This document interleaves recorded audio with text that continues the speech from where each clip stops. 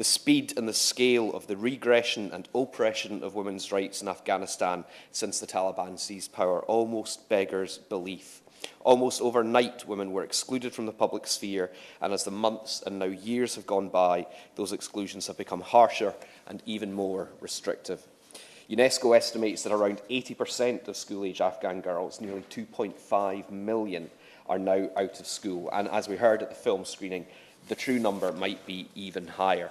But as we also heard, and as the Right Honourable Member for Chelmsford mentioned in her intervention, it's not uncommon for daughters of Taliban figures, particularly those in senior and leadership positions, to be sent beyond Afghanistan's borders so that they can be educated.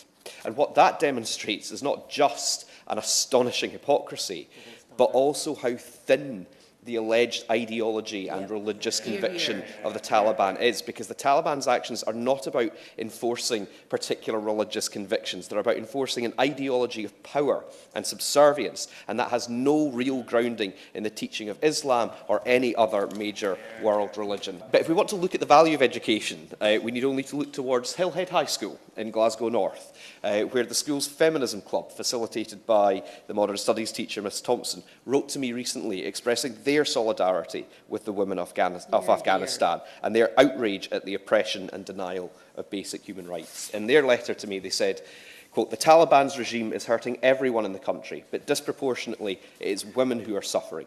To ban them from work is to force women to be at the mercy of men. To ban girls and women from education is to deny them their dreams of a life of their own. A lack of access to healthcare will see women suffer immensely." And of course, these echo the conclusions that have been reached by very many international bodies and observers, again, have been quoted several times in today's debate. And my constituents go on to say, "The United Kingdom is an influential voice in the World Forum. We would like to ask you what the UK government are doing to advocate for the rights of Afghan women and ask you to raise this as an issue at Prime Minister's questions." Well, as members know, the chance to raise issues at PMQs is never guaranteed. But what I can do in Westminster Hall today, and what I do, is ask the Minister present, who speaks for the whole of the UK government, what his government is doing to advocate for the rights of women and girls in Afghanistan. And I hope that when he next meets the Prime Minister, he will let them know that the Hillhead High School Feminism Club are demanding action. Glasgow is a city that welcomes refugees, and as the pupils at Hillhead High School have shown, a city that stands in solidarity with the women and girls of Afghanistan.